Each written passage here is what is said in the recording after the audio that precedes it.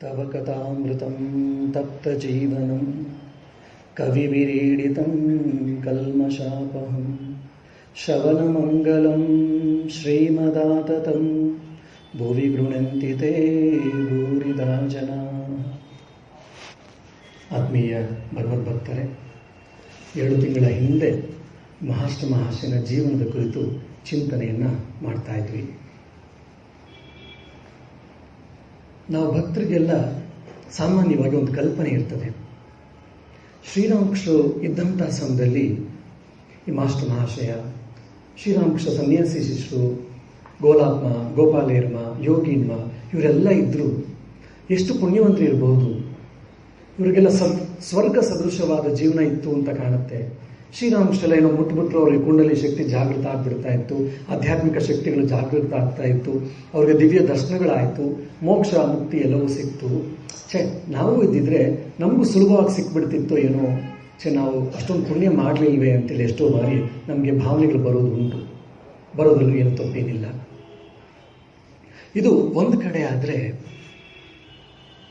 ಇನ್ನೊಂದು ಕಡೆ ಅಷ್ಟೇ ಕಷ್ಟವನ್ನು ಕೂಡ ಇವರೆಲ್ಲರೂ ಪಟ್ಟಿದ್ದಾರೆ. ಶ್ರೀರಾಮಕೃಷ್ಣ ಸನ್ಯಾಸಿ ಶಿಷ್ಯರಿರ್ಬೋದು, ಇಲ್ಲ ಶ್ರೀರಾಮಕೃಷ್ಣ ಗೃಹಸ್ಥ ಭಕ್ತರು ಕೂಡ ಆಗಿರ್ಬೋದು, ಶ್ರೀಮಾತೆಯವರ ಭಕ್ತರಾಗಿರ್ಬೋದು, ಸ್ವಾಮಿ ವಿವೇಕಾನಂದ ಭಕ್ತರಾಗಿರ್ಬೋದು, ಯಾರೇ ಭಕ್ತರಾಗಿರ್ಬೋದು ಕೂಡ ಅವರು ಶ್ರೀರಾಮಕೃಷ್ಣರ, ಶ್ರೀಮಾತೆಯವರ, ಸ್ವಾಮಿ ವಿವೇಕಾನಂದರ ಎಲ್ಲ ಮಹಾತ್ಮರ ಕೃಪೆಗೆ ಪಾತ್ರರಾಗಬೇಕಂದ್ರೆ ಅವರು ಅಷ್ಟು ಕಷ್ಟಪಡಬೇಕಾಗಿತ್ತು. ರಾಮಕೃಷ್ಣ ಮಹಾಸಂಘದ ಪರಮಾಧ್ಯಕ್ಷರಾಗಿದ್ದಂತಹ ಸ್ವಾಮಿ ಭೂತೇಶಾಂಜಿ ಮಹಾರಾಜ್ ಅವರ ಸ್ಮೃತಿ ಪಟಲ ಹೇಳ್ತಾರೆ. ಇದೆಲ್ಲ ಸಾಮಾನ್ಯ ಆಚೆಗೆ ಸಿಗುವುದಿಲ್ಲ, ನಮ್ಮ ಟ್ರೈನಿಂಗ್ ಸೆಂಟರ್ಲಿ ಮತ್ತೆ ಸಾಧು ಸರ್ಕಲಲ್ಲಿ ಮಾತ್ರ ಇದೆಲ್ಲ ಓಡಾಡುತ್ತೆ. ಇಂಥ ಅನೇಕ ರೀತಿಯ ಘಟನೆಗಳನ್ನು, ಸ್ಮೃತಿಗಳು ನಮಗೆ ಸಿಗ್ತವೆ. ಅವರು ಬ್ರಹ್ಮಚಾರಿಗಳಿಗೆ ಮಾತಾಡಿರುವಂತಹದ್ದು 1900 ಪ್ರಾಯಶಃ 80-90 ಆಸ್ಪಾಸ್ನಲ್ಲಿ ಮಾತಾಡಿರುವಂತಹ ಒಂದು ಬಂಗಾಳಿಯ ಉಪನ್ಯಾಸವನ್ನು ನಾನು ಕೇಳಿದ್ದೆ ಒಂದು 10 ವರ್ಷದ ಹಿಂದೆ. ಅದರಲ್ಲಿ ಅವರೊಂದು ಹೇಳ್ತಾರೆ, ಮಹಾಪುರುಷ ಮಹಾರಾಜ್ ಸ್ವಾಮಿ ಶಿವಾಂಜಿ ಮಹಾರಾಜ್ ಅವರ ಜೀವನವನ್ನು ನೋಡಿದಾಗ ನಮ್ಗೆ ಅನ್ಸುತ್ತೆ ಅವ್ರು ತುಂಬ ಸಾಧು, ತುಂಬ ಪಾಪದವರು, ಏನು ಅಂತೆಲ್ಲ ಹೇಳಿ. ಆದರೆ ಭೂತೇಶಾಂಜಿ ಮಹಾರಾಜು ನಮಗೆ ಅವರ ಇನ್ನೊಂದು ಚಿತ್ರಣವನ್ನೇ ಕೊಡ್ತಾರೆ.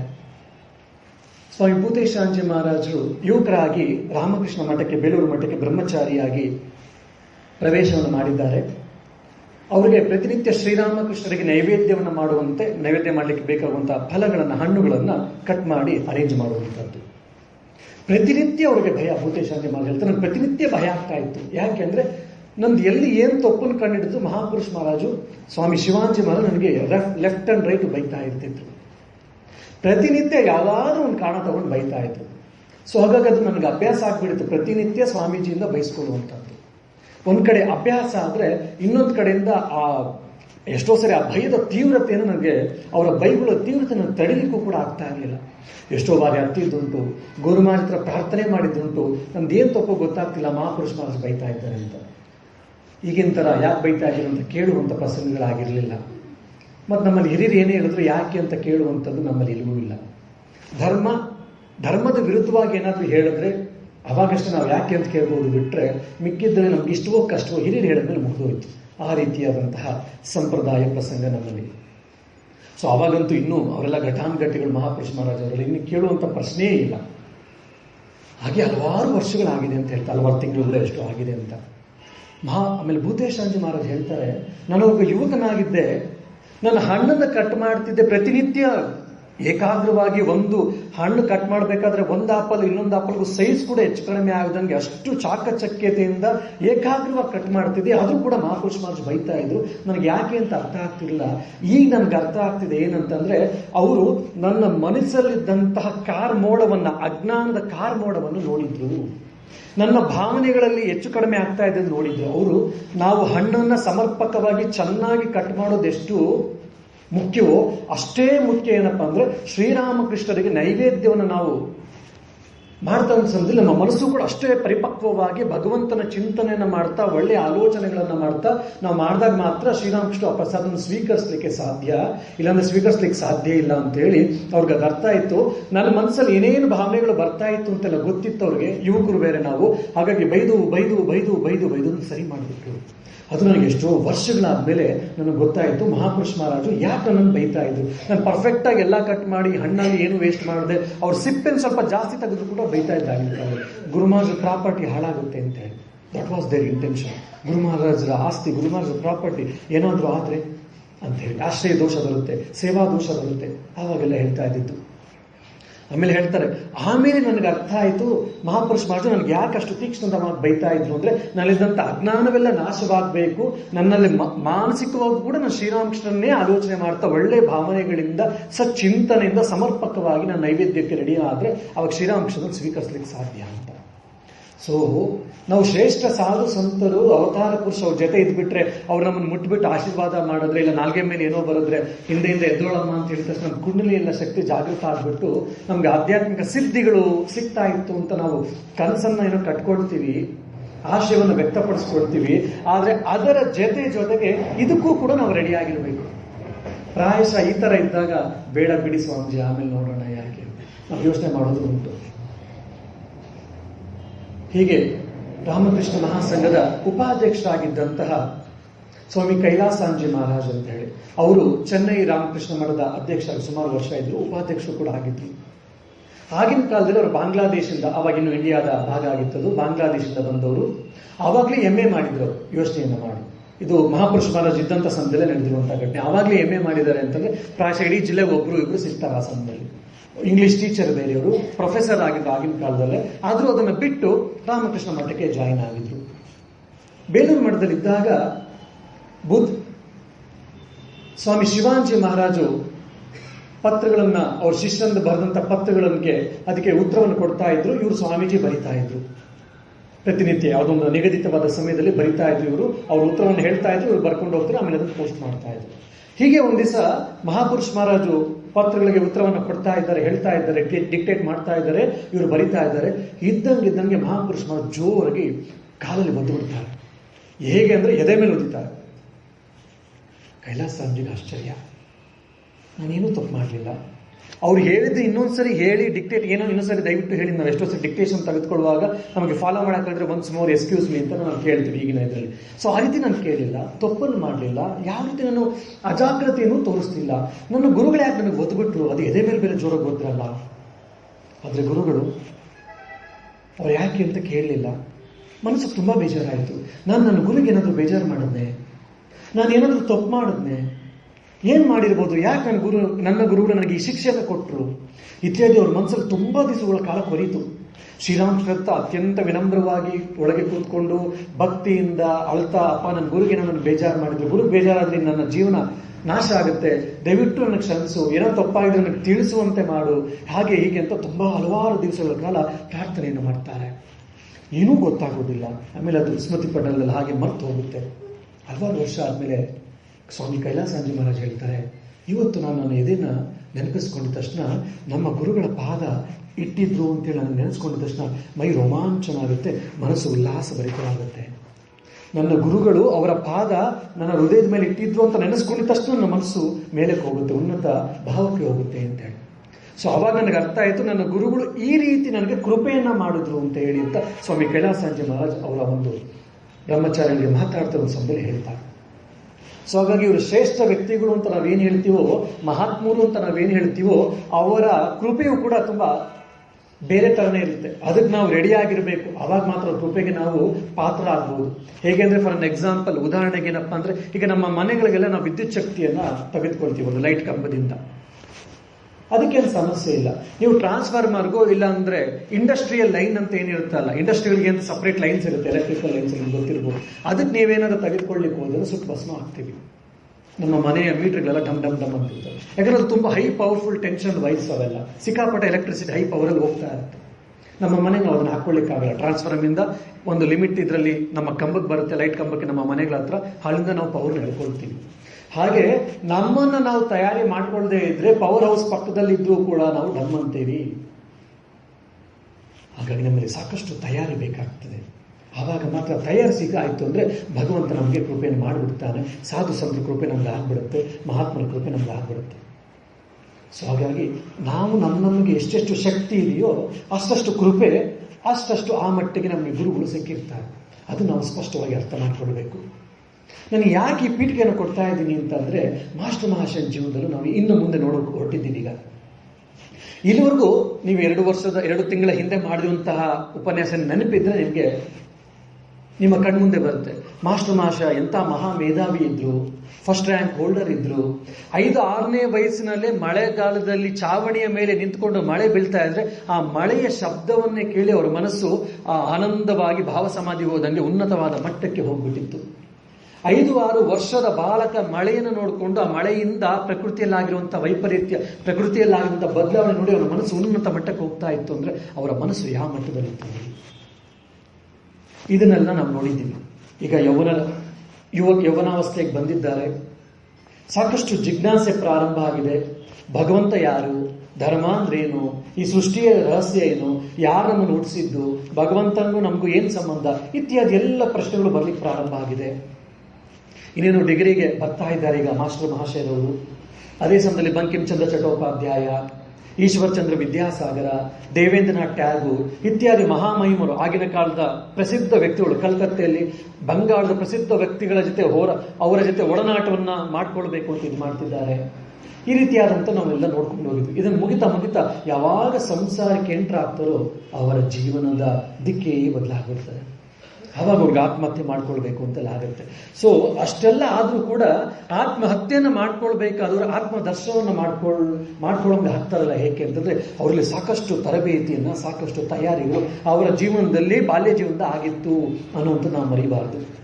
ಸೊ ಆ ಒಂದು ಅದಕ್ಕೋಸ್ಕರ ಅರ್ಥ ಮಾಡ್ಕೊಳ್ಳಿಕ್ಕೋಸ್ಕರ ನಾನು ಈ ಪೀಠಿಕೆಯನ್ನು ಕೊಟ್ಟೆ. ಹಾಗೆ ಇನ್ನೂ ಒಂದು ಕೂಡ ಹೇಳಿದ್ದೆ ನಾನು, ವರ್ಡ್ಸ್ವರ್ತ್ ಮಹಾಕವಿಯ ಸಿರಿನ್ ಮೂಡ್ ಅನ್ನುವಂತಹ ಪದ್ಯವನ್ನ ಪ್ರೊಫೆಸರ್ ಟಾನಿ ಅಂತ ಒಬ್ಬ ಬ್ರಿಟಿಷ್ ಪ್ರೊಫೆಸರ್, ಆಗಿನ ಕಾಲದಲ್ಲಿ ಬ್ರಿಟಿಷ್ ಪ್ರೊಫೆಸರು ಪಾಠವನ್ನ ಮಾಡಿ BL ಓದ್ತಾ ಇದ್ದಂತ ಮಾಸ್ಟರ್ ಮಹಾಶಯರಿಗೆ ಹೇಳಿದ್ರು. ತುಂಬಾ ಚೆನ್ನಾಗಿತ್ತು, ಅವರಿಬ್ಬರಿಗೂ ಅವಿನಾಭಾವ ಸಂಬಂಧ ಆಗಿತ್ತು. ಪ್ರೊಫೆಸರ್ ಟಾನಿಯವರು ಭಾರತದಿಂದ ಮತ್ತೆ ಬ್ರಿಟಿಷ್ ಲಂಡನ್ಗೆ ಹೋದ್ಮೇಲೂ ಕೂಡ ಇವರಿಬ್ಬರ ಅನ್ಯೋನ್ಯ ಗುರು ಶಿಷ್ಯ ಸಂಬಂಧ ಹೇಗಿತ್ತಪ್ಪ ಅಂದ್ರೆ ಮಾಸ್ಟರ್ ಮಹಾಶಯರು ಪತ್ರವನ್ನು ಬರೀತಾ ಇದ್ರು, ಅವರ ಜೊತೆಗೆ ಪ್ರತ್ಯುತ್ತರವನ್ನು ಕೊಡ್ತಾ ಇದ್ರು.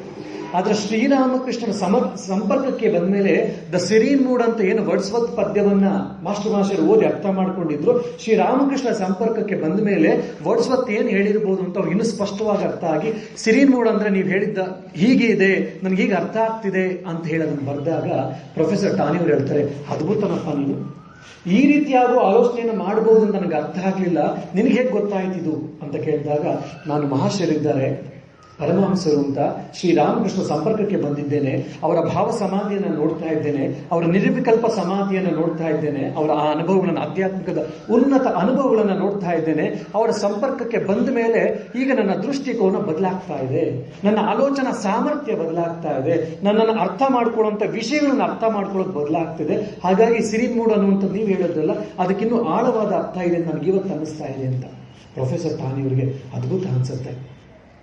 ಹೌದೇ ಅಂತೇಳಿ ಶ್ರೀರಾಮಕೃಷ್ಣ ಬಗ್ಗೆ ಇದ್ದಂತಹ ಬಯೋಗ್ರಫಿ ಆಗಿನ ಸಮಯದಲ್ಲಿ ಕಳಿಸ್ಕೊಡಿ ಅಂತೇಳಿ ಓದಿ ಅವರೇ ಆರ್ಟಿಕಲ್ಗಳನ್ನು ಬರೀತಾರೆ ಪ್ರೊಫೆಸರ್ ಟಾನಿಯವರು ಲಂಡನ್ನಲ್ಲಿ ಶ್ರೀರಾಮಕೃಷ್ಣನ ಬಗ್ಗೆ. ಅಂತಹ ಪರಮಾದ್ಭುತ ಶಿಷ್ಯರಾಗಿದ್ರು ಈ ಮಾಸ್ಟರ್ ಮಹಾಶಯ ವಿದ್ಯಾರ್ಥಿಯ ಜೀವನದಲ್ಲಿ. ಬಂಕಿಂಚಂದ್ರ ಚಟರ್ಜಿ ಇತ್ಯಾದಿಗಳಿಗೆಲ್ಲ ಇದಾಗಿತ್ತು. ಪ್ರೆಸಿಡೆನ್ಸಿ ಕಾಲೇಜಲ್ಲಿ ಆವಾಗಲೇ ವಿದ್ಯಾರ್ಥಿ ಸಂಘದಲ್ಲಿ ಇವರು ಸೆಕ್ರೆಟರಿಯಾಗಿ ಕೂಡ, ಸ್ಟೂಡೆಂಟ್ಸ್ ಕೌನ್ಸಿಲ್ ಅಲ್ಲಿ ಸೆಕ್ರೆಟರಿಯಾಗಿ ಹಲವಾರು ಕಾರ್ಯಗಳನ್ನು ಮಾಡಿದ್ರು ಅಂತ ಹೇಳಿ ನಾವು ನೋಡ್ತೀವಿ ಅವರ ಜೀವನದಲ್ಲಿ. ಈ ಬಂಕಿಂಚಂದ್ರ ಚಟ್ಟೋಪಾಧ್ಯಾಯ, ದೇವೇಂದ್ರನಾಥ್ ಟ್ಯಾಗೂರ್, ಕೇಶವ ಚಂದ್ರಸೇನ ಇತ್ಯಾದಿ ಎಲ್ಲ ಮಹಾಮಹಿಮರು, ಆಗಿನ ಕಾಲದ ಪ್ರಸಿದ್ಧ ವ್ಯಕ್ತಿಗಳ ಜೊತೆ ಎಲ್ಲ ಒಡನಾಡ್ತಾರೆ ಮಾಸ್ಟರ್ ಮಹಾಶಯರು. ಅವ್ರು ಕೊಟ್ಟಂತ ಎಲ್ಲ ಉಪನ್ಯಾಸಗಳು ಎಷ್ಟೊತ್ತಿನಲ್ಲಿ ಕೊಡ್ತಿದ್ರು ಕೂಡ ಹೋಗಿ ರಾತ್ರಿ ಅಲ್ಲಿ ಕಿಕ್ಕಿಡ್ದಿದ್ರು ಕೂಡ ನಾವು ಓದಿಸಿ ನೋಡಿದ್ವಿ. ಕಂಬವನ್ನು ಇಟ್ಕೊಂಡು 1 ಗಂಟೆ ಕಂಬವನ್ನು ಇಟ್ಕೊಂಡು ಕೇಳಿರುವಂತದನ್ನು ನಾವು ನೋಡಿದ್ದೀವಿ. ಅಷ್ಟು ಜಿಜ್ಞಾಸೆ ಇವರಲ್ಲಿತ್ತು. ದೇವರ ಬಗ್ಗೆ, ತತ್ವಶಾಸ್ತ್ರದ ಬಗ್ಗೆ, ಬೇರೆ ಬೇರೆದ್ರ ಬಗ್ಗೆ ಎಲ್ಲ ರೀತಿ ಪಾಶ್ಚಾತ್ಯ ಮತ್ತೆ ಪ್ರಾಚ್ಯ ಅಂದ್ರೆ ಭಾರತದ ತತ್ವಶಾಸ್ತ್ರಗಳು ಎಲ್ಲವನ್ನೂ ಆಗಿನ ಕಾಲದ ಉದ್ದಾಮ ಪಂಡಿತರ ಜೊತೆಲ್ಲ ಚರ್ಚೆಯನ್ನ ಮಾಡಿದ್ರು, ಅವರ ಅನುಭವಗಳನ್ನು ಕೇಳಿದ್ರು. ಆದ್ರೆ ಮಾಸ್ಟರ್ ಮಹಾಶಯರಿಗೆಲ್ಲೂ ಹೃದಯದ ಒಂದು ಭಾಗದಲ್ಲಿ ಅವರ ಮನಸ್ಸಿಗೆ ಇನ್ನು ತೃಪ್ತಿ ಸಿಗ್ತಾ ಇಲ್ಲ, ಏನೋ ಒಂದು ಕೊರತೆ. ಅವರೆಲ್ಲ ಅದ್ಭುತವಾಗಿ ಫಿಲಾಸಫಿಯನ್ನು ಹೇಳ್ತಾ ಇದ್ದಾರೆ, ತತ್ವಶಾಸ್ತ್ರವನ್ನ ಉತ್ತಮವಾದ ನಿದರ್ಶನಗಳನ್ನು ಕೊಡ್ತಾ ಇದ್ದಾರೆ, ಅವರ ಕಾವ್ಯ ಶೈಲಿಗಳು ಚೆನ್ನಾಗಿದೆ, ಅವರೆಲ್ಲರ ಉಪನ್ಯಾಸದ ಶೈಲಿಗಳು ಚೆನ್ನಾಗಿದೆ, ಅವರೆಲ್ಲ ಮಹಾ ಮೇಧಾವಿಗಳು, ಮಹಾಪಂಡಿತರು. ಆದ್ರೆ ಈ ಮಾಸ್ಟರ್ ಮಹಾಶಯನಿಗೆ ಅದೆಲ್ಲ ಕೇಳಿದಾಗ ಅದು ಚೆನ್ನಾಗಿದೆ ಅಂತ ಅನಿಸ್ತಾ ಇದೆ, ಬಿಟ್ರೆ ಹೃದಯಕ್ಕೆ ಅದು ಹತ್ತಿರವಾಗ್ತಾ ಇದೆ. ಹೃದಯದೊಳಗಿರುವಂತಹ ಜಿಜ್ಞಾಸೆಗೆ ಅದಕ್ಕೆ ಬೇಕಾಗಿರುವಂತಹ ಉಪಶಮನ ಸಿಗ್ತಾ ಇಲ್ಲ ಅವನಿಗೆ. ನಮ್ಗೆ ಎಷ್ಟೇ ಬಾಯಾರಿಕೆ ಆದರೂ ಮಜ್ಜಿಗೆ ಏನೆಲ್ಲ ಕುಡಿದು ಕೂಡ ನೀರು ಕುಡಿದ್ರೆ ಅದರ ಅನುಭವವೇ ಬೇರೆ. ಅದಕ್ಕೆ ಅದನ್ನು ಪ್ರಾಣಾಧಾರ ಅಂತ ಹೇಳುವಂಥದ್ದು. ಹಾಗೆ ಈ ಮಾಸ್ಟರ್ ಮಹಾಶಯನಿಗೆ ಅವರೆಲ್ಲರ ಸಂಪರ್ಕಕ್ಕೆ ಬಂದವರು ಉಪನ್ಯಾಸಗಳನ್ನು ಕೇಳಿದ್ರು ಕೂಡ ಇವನಿಗೆ ಇದಾಗ್ತಿಲ್ಲ. ಮುಂದೆ ಹೇಳ್ಕೊಳ್ತಾರೆ ಮಾಸ್ಟರ್ ಮಹಾಶಯರು, ನಾನು ಶ್ರೀರಾಮಕೃಷ್ಣನ ಸಂಪರ್ಕಕ್ಕೆ ಬಂದ ಮೇಲೆ ಮಾತ್ರ ನನಗೆ ನನ್ನ ಹೃದಯ, ತಲ್ಲಣವಾಗಿದ್ದಂಥ ಹೃದಯ ಉಪಶಮನಗೊಳ್ತು. ನನಗೇನು ಬೇಕಾಗಿತ್ತು ಅದು ನನಗೆ ಸಿಕ್ತು. ನಾನು ಏನಕ್ಕೆ ಆಶಯವನ್ನು ಪಡ್ತಾ ಇದ್ನೋ ಅದು ಸಿಗುವಂತ ಸೋರ್ಸ್ ಅಂತ ನಾವೇನು ಹೇಳ್ತೀವಲ್ಲ ಅದು ಶ್ರೀರಾಮಕೃಷ್ಣರು ಅಂತ ನನಗೆ ಗೊತ್ತಾಯಿತು ಅಂತೇಳಿ ಮಾಸ್ಟರ್ ಮಹಾಶಯರು ಅವರ ಜೀವನದಲ್ಲಿ ಮುಂದೆ ಹೇಳ್ಕೊಳ್ತಾರೆ. ಅಂದರೆ ಶ್ರೀರಾಮಕೃಷ್ಣರ ಪರಿಣಾಮ ಇವ್ರ ಮೇಲೆ ಎಷ್ಟಾಗಿತ್ತು ಅಂತ ಯೋಚನೆಯನ್ನು ಮಾಡಿ. BA ಮುಗಿಸ್ತಾರೆ. ಆಗಿನ ಕಾಲದಲ್ಲಿ ಯೂನಿವರ್ಸಿಟಿಗೆ BA ಥರ್ಡ್ ರ್ಯಾಂಕ್ ಬರ್ತಾರೆ ಮಾಸ್ಟರ್ ಮಹಾಶಯ. FA ಎಕ್ಸಾಮ್, MA ಎಕ್ಸಾಮ್ ಅನ್ನು ಬರೀತಾರೆ. MA ಎಕ್ಸಾಮ್ ಯಾವುದೋ ಕಾರಣಾಂತರದಿಂದ ಆ MA ಎಕ್ಸಾಮ್ ಅನ್ನು ಬರೆದಾಗ ಅವ್ರಿಗೆ ಮ್ಯಾಥ್ಸ್ ಕೂಡ ಓದಬೇಕಿತ್ತಂತ ಆಗಿನ ಕಾಲದಲ್ಲಿ. MA maths master of arts ಅನ್ನು ಮಾಡ್ತಿರುವಂಥ ಸಮಯದಲ್ಲಿ ಅದರಲ್ಲಿ ಒಂದು ಮ್ಯಾಥ್ಸ್ ಪೇಪರ್ ಇತ್ತಂತೆ. ಕಾರಣಾಂತರದಿಂದ ಮ್ಯಾಥ್ಸ್ ಪೇಪರ್ಗೆ ಅವರು ಹೋಗಿ ಬರೀಲಿಕ್ಕಾಗಲಿಲ್ಲ. ಆದರೂ ಕೂಡ ಯೂನಿವರ್ಸಿಟಿಗೆ 5th ಬಂದಿದ್ರು. ಒಂದು ಪೇಪರ್ ಅಪಿಯರ್ ಆಗಿಲ್ಲ, ಒಂದು ಪೇಪರ್ ಬರ್ದಿಲ್ಲ ಅವರು, ಆದರೂ ಕೂಡ ಯೂನಿವರ್ಸಿಟಿಗೆ 5th ಇತ್ತು ಅಂತಂದ್ರೆ ಪ್ರಾಯಶಃ ಪೇಪರ್ ಬರ್ದಿದ್ರೆ ಫಸ್ಟೋ ಸೆಕೆಂಡೋ ಬಂದಿರ್ತಿದ್ದಾರೆ. ಅಂತ ಮಹಾ ಮೇಧಾವಿಗಳು ಈ ಮಾಸ್ಟರ್ ಮಹಾಶಯರು. ಸೊ ಇವ್ರಿಗೆ ಶ್ರೀರಾಮಕೃಷ್ಣ ಸಂಪರ್ಕಕ್ಕೆ, ಶ್ರೀರಾಮಕೃಷ್ಣ ಉಪದೇಶಗಳನ್ನು ನೋಟ್ ಮಾಡ್ಕೊಂಡು ಬರೆಯೋದಕ್ಕೆ ಶ್ರೀರಾಮಕೃಷ್ಣ ಎಂಥವ್ರನ್ನ ಸೆಲೆಕ್ಟ್ ಮಾಡ್ಕೊಂಡಿದ್ದಾರೆ ನೋಡಿ. ಶ್ರೀರಾಮಕೃಷ್ಣ ನನಗೇನು ಗೊತ್ತಿಲ್ಲ, ನನಗೆ ಓದು ಬರ ಬರೆಯಲ್ಲ, ಎಲ್ಲ ಅಮ್ಮನಿಚ್ಛೆ ಅಂತೆಲ್ಲ ಹೇಳೋದೇನೋ ಹೇಳ್ತಾರೆ ಶ್ರೀರಾಮಕೃಷ್ಣರು. ಆದರೆ ಎಂಥವ್ನು ಸೆಲೆಕ್ಟ್ ಮಾಡ್ಕೊಂಡಿದ್ದಾರೆ ಅವ್ರು ಸ್ಟೆನೋಗ್ರಾಫರ್ ಆಗಿ ನೋಡಿ. ಯಾರು ಯೂನಿವರ್ಸಿಟಿಯಲ್ಲಿ ಒಳ್ಳೊಳ್ಳೆ ರ್ಯಾಂಕ್ ಬಂದಿದ್ರೋ ಅವ್ರನ್ನೇ ಸ್ಟೆನೋಗ್ರಾಫರ್ ಆಗಿ ಸೆಲೆಕ್ಟ್ ಮಾಡ್ಕೊಂಡಿದ್ದಾರೆ ಶ್ರೀರಾಮಕೃಷ್ಣ. ಎಷ್ಟು ಬುದ್ಧಿವಂತರು ಶ್ರೀರಾಮಕೃಷ್ಣ ನಮ್ಗೆ ಈಗ ಗೊತ್ತಾಗುತ್ತೆ ಸ್ವಲ್ಪ. ಆಗಿನ ಕಾಲದಲ್ಲಿದ್ದಂಥ ಎಲ್ಲ ಯುವಕರಿಗೂ ಒಂದು ಹುಚ್ಚಿತ್ತು, Indian civil service ICS exams. ನಾವು ಇವಾಗ IAS IPS ಹೇಗೆ ಹುಚ್ಚಿದೆಯೋ ಈಗಿನ ಕಾಲದ ಯುವಕರಿಗೆ, ಕಾಂಪಿಟೇಟಿವ್ ಎಕ್ಸಾಮ್ಸ್ಗೆ ಹುಚ್ಚಿದೆಯೋ ಈಗಿನ ಕಾಲದ ಯುವಕರಿಗೆ, ಆಗಿನ ಕಾಲದ ಯುವಕರಿಗೂ ಒಂದು ಹುಚ್ಚಿತ್ತು ಇಂಡಿಯನ್ ಸಿವಿಲ್ ಸರ್ವಿಸ್ ಅಂತ. ಡಿಗ್ರಿ ಮಾಡಿದ ಮೇಲೆ ಲಂಡನ್ಗೆ ಹೋಗಬೇಕು, ಸಮುದ್ರ ಯಾನವನ್ನು ಮಾಡಬೇಕು, ಸಮುದ್ರದ ತಂಗಾಳಿಯನ್ನು ಕುಡಿಬೇಕು, ಅಲ್ಲಿರುವಂಥ ಹಿಮಪಾತವನ್ನು, ಸ್ನೋಫಾಲ್ ಅನ್ನು ನೋಡಬೇಕು, ಅಲ್ಲಿ ಕೋಟನ್ನು ಹಾಕೊಂಡು ನಾನು ICS ಎಕ್ಸಾಮ್ ಅನ್ನು ಮಾಡಬೇಕು, ಬ್ಯಾರಿಸ್ಟರ್ ಆಗಬೇಕು ಅಂತೇಳಿ ಆಗಿನ ಕಾಲದ ಯುವಕರು, ವಿಶೇಷವಾಗಿ ಬಂಗಾಳದ ಯುವಕರಿಗೆ ಹುಚ್ಚು ತುಂಬ. ಆ ಹುಚ್ಚಿಂದ ಮಾಸ್ಟರ್ ಮಹಾಶಯರೇನು ಆಚೆ ಇರಲಿಲ್ಲ, ಅವ್ರಿಗೂ ಕೂಡ ಹುಚ್ಚಿತ್ತು. ಇಂಡಿಯನ್ ಸಿವಿಲ್ ಸರ್ವಿಸ್ ನಾನು ಮಾಡಬೇಕು, ಲಂಡನ್ಗೆ ಹೋಗಬೇಕು, ಕೋಟ್ ಹಾಕೋಬೇಕು, ಬ್ಯಾರಿಸ್ಟರ್ ಆಗಬೇಕು ಅಂತ ಹುಚ್ಚು. ಅದೇ ಸಮಯದಲ್ಲಿ ಸುರೇಂದ್ರನಾಥ್ ಬ್ಯಾನರ್ಜಿ ಅಂತ ICS ಅನ್ನು ಮುಗಿಸ್ಕೊಂಡು ಒಳ್ಳೆ ಡಿಸ್ಟಿಂಕ್ಷನ್ ಪಾಸ್ ಆಗಿ ಲಂಡನ್ ಇಂದ ಬಂದಿರ್ತಾರೆ ಯುವಕರು. ಈ ಸುರೇಂದ್ರನಾಥ್ ಬ್ಯಾನರ್ಜಿ ಮನೆಗೆ ಹೋಗ್ತಾರೆ.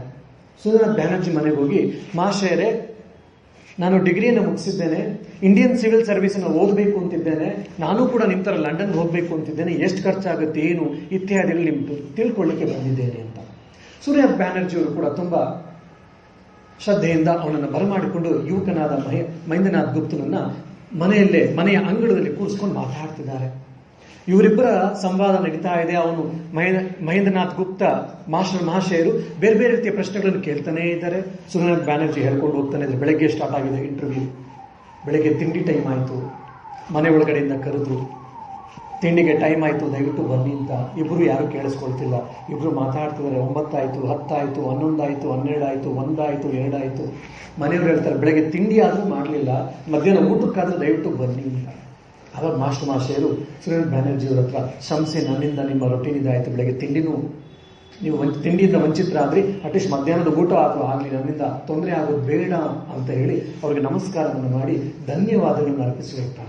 ಮನೆಯಿಂದ ನಡ್ಕೊಂಡು ಬಂದಿದ್ದಾರೆ ಈ ಮಾಸ್ಟರ್ ಮಹಾಶಯರು. ತರುಣ, ಪ್ರಾಯಶಃ 19, 20, 21 ವರ್ಷದ ತರುಣ, ಬೆಳಗ್ಗೆ ತಿಂಡಿ ತಿಂದಿಲ್ಲ, ಮಧ್ಯಾಹ್ನ ಊಟನೂ ಇಲ್ಲ. ಅವರು ಸುರೇಂದ್ರನಾಥ್ ಬ್ಯಾನರ್ಜಿ ಅವರು ಕೂಡ ನಮ್ಮಲ್ಲಿ ಊಟ ಮಾಡಪ್ಪ ಅಂತ ಕೇಳಲಿಲ್ಲ. ಹಾಗಾಗಿ ಇವರು ಕೂಡ ಬರ್ತಾ ಇದ್ರು. ಬೇಸಿಗೆ ಕಾಲ, ಬೆಳಗ್ಗೆ ತಿಂಡಿ ಇಲ್ಲ, ಮಧ್ಯಾಹ್ನ ಊಟ ಇಲ್ಲ. ಆ ಕಲ್ಕತ್ತೆ ಬಿಸಿಲಂದ್ರೆ ವಿಚಿತ್ರವಾದ ಬಿಸಿಲದು, ಸನ್ಸ್ಟ್ರೋಕ್ಗಳೆಲ್ಲ ಆಗೋ ಚಾನ್ಸ್ ಜಾಸ್ತಿ, ಮತ್ತೆ ತುಂಬ ಎನರ್ಜಿ ಲಾಸ್ ಆಗುತ್ತೆ. ಚಳಿಯೂ ಕೂಡ ವಿಚಿತ್ರವಾದ ಚಳಿಯಲ್ಲಿ ವಿಚಿತ್ರವಾದ ಬಿಸಿಲು ಕೂಡ ಅದು. ಆ ಬಿಸಿಲಲ್ಲಿ ನಡ್ಕೊಂಡು ಹೋಗ್ತಾ, ಆ ಬಿಸಿಲಿಗೆ ಇವರು ಎಕ್ಸ್ಪೋಸ್ ಆಗಿ ಬೆಳಗ್ಗೆ ತಿಂಡಿ ಮಧ್ಯಾಹ್ನ ಊಟಕ್ಕೂ ಇಲ್ಲದೆ ಮನೆಗೆ ನಡ್ಕೊಂಡು ಹೋಗಿದ್ರಿಂದ ಆ ಜ್ವರಕ್ಕೆ ಎಕ್ಸ್ಪೋಸ್ ಆದ್ರಿಂದ ಜ್ವರ ಬಂದು ಕೆಲವು ದಿವಸಗಳೇ ಮಲಗಿಬಿಡಬೇಕಾಗುತ್ತೆ. ಆದರೆ ಹಲವಾರು ಗಂಟೆಗಳು ಸುರೇಂದ್ರನಾಥ್ ಬ್ಯಾನರ್ಜಿ ಹತ್ರ ಕುತ್ಕೊಂಡು ಅವರೆಲ್ಲ ಜಿಜ್ಞಾಸೆಯನ್ನು ತೊಡಸ್ಕೊಳ್ತಾರೆ ನೋಡಿ.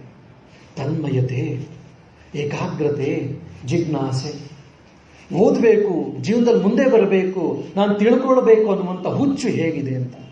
ವಿದ್ಯಾರ್ಥಿಗಳಾದ ನಾವು ಜಿಜ್ಞಾಸುಗಳು ಅಂತ ನಾವೇನು ಅಂದ್ಕೊಂಡ್ರಿ ಅಂದರೆ ನಮ್ಗೆ ಯಾವ ಥರ ಇರಬೇಕು ಅಂತ. ತಿಂಡಿ ಊಟ ಎಲ್ಲ ಅವ್ರ ಲೆಕ್ಕಕ್ಕೆ ಇಲ್ಲ. ಅವ್ರ ಮನೆಯಿಂದ ಪ್ರಾಯಶಃ ಜೋರ ಕರೆದಿಲ್ಲ ಅಂದರೆ ಸಂಜೆ ಆಗಿದ್ರು ಕೂತು ಬಿಡ್ತಿದ್ರು ಅಂತ ಕಾಣ್ತದೆ ಇವರಿಬ್ಬರು ಕೂಡ.